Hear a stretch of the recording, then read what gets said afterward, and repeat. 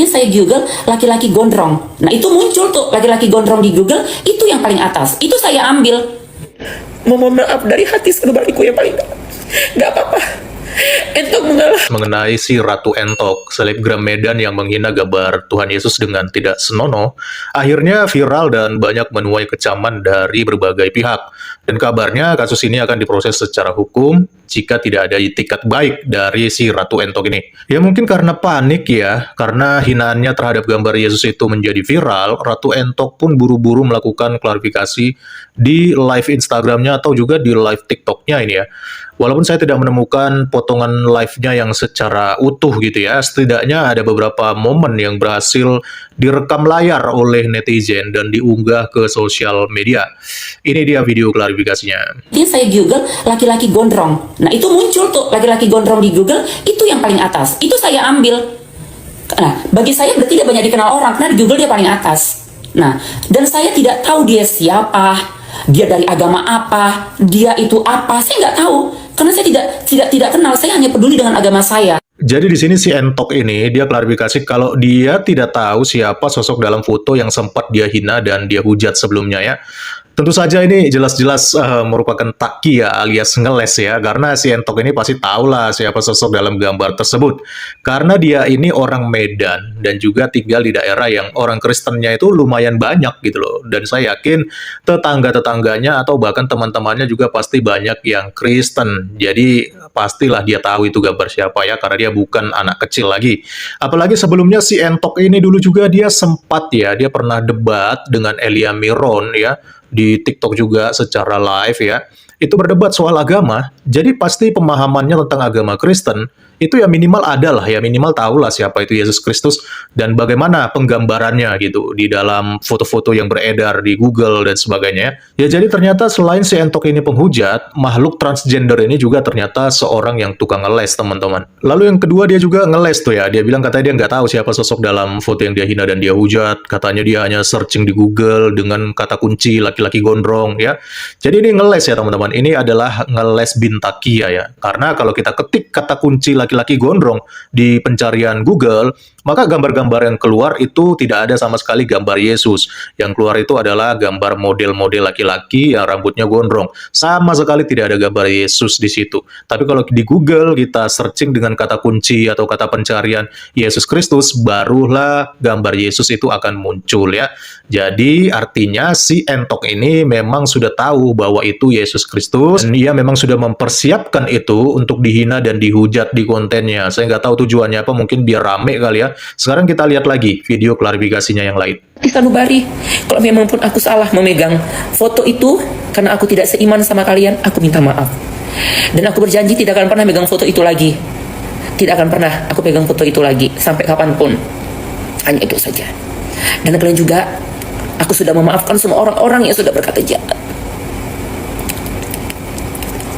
Sudah menuduh, sudah menyakiti oleh aku maafkan kalian. Kalian gak usah minta sama aku langsung bilang maaf sama kalian. Semoga nanti di pada masa kalian tidak cari-cari Entok, kalian tidak cari-cari aku, karena itu hanya membuat aku juga tersisa di padang mahsyar harus melayani pertanyaan-pertanyaan daripada malaikat. Aku maafkan semua orang yang sudah berkata B1, B2, berkata-kata kelamin, kata-kata kotor, segala macam sama aku, memfitnah-fitnah aku ikhlas. Kalian gak perlu mencari-cari aku di padang mahsyar. Dan aku juga berharap kalian tidak akan pernah aku cari-cari di padang mahsyar. Aku hanya bisa bilang kekuatan aku saat ini hanya maaf. Ya, lagu lama terjadi lagi teman-teman ya. Giliran sudah menghina dan kemudian viral, baru bikin drama minta maaf sambil nangis-nangis ya. Dan lucunya masih sempat-sempatnya dia playing victim, salahkan orang, dan bawa-bawa ajaran Islam, sampai bawa-bawa padang mahsyar segala lagi ya.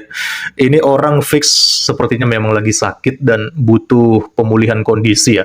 Bukan hanya dipulihkan agar dia ini kembali kepada kodratnya sebagai laki-laki, tapi juga harus dipulihkan agar hati dan pikirannya itu dibersihkan gitu loh, dari ajaran-ajaran yang suka menghina, bertakia, atau berbohong dengan membawa-bawa agama ya. Ini bahaya sekali orang-orang seperti ini. Mungkin perlu dites masuk ke sel sekali ya, siapa tahu itu bisa akhirnya membentuk kepribadiannya menjadi lebih baik dan bertobat dari dosa menghujat dan bertakia. Coba aja dites dulu, masukkan ke penjara ya.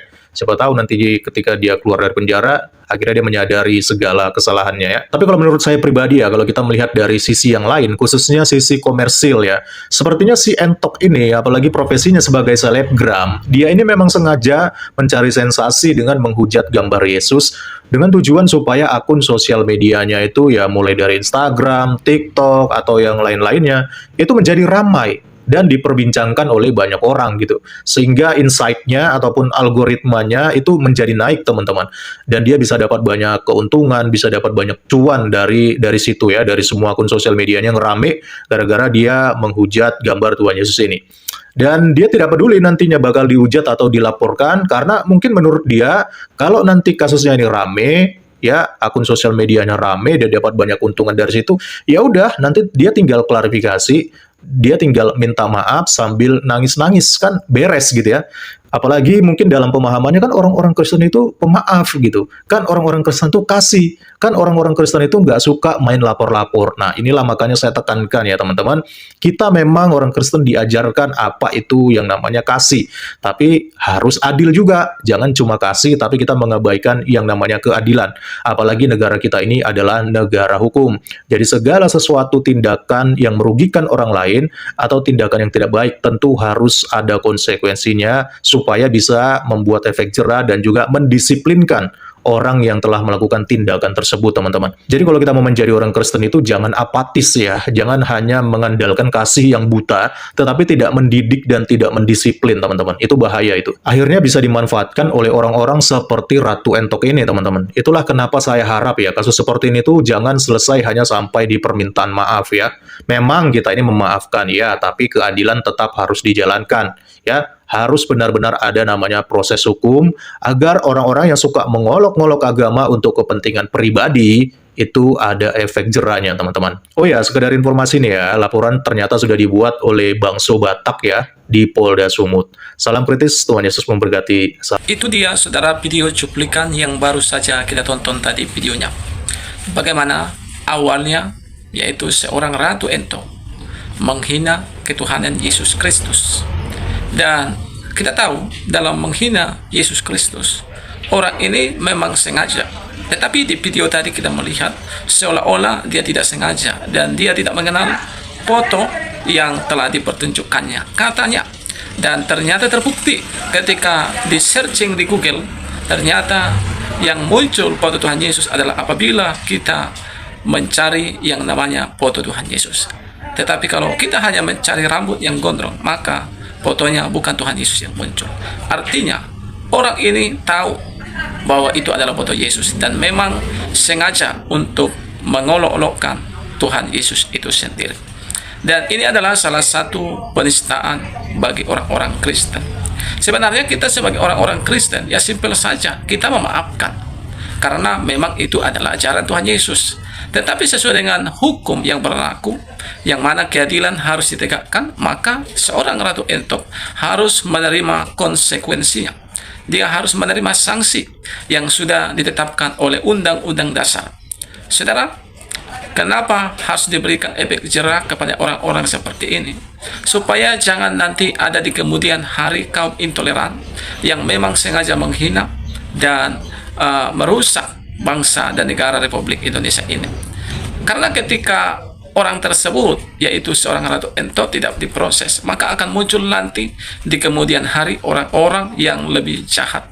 Bahkan mereka akan sesuka hatinya untuk menghina agama orang lain dengan sembrono, karena mereka melihat ternyata tidak ditegakkan keadilan, ternyata orang yang menghina kekristenan tidak ditangkap. Nah, itu yang akan menjadi anggapan dan pikiran daripada oknum-oknum tertentu.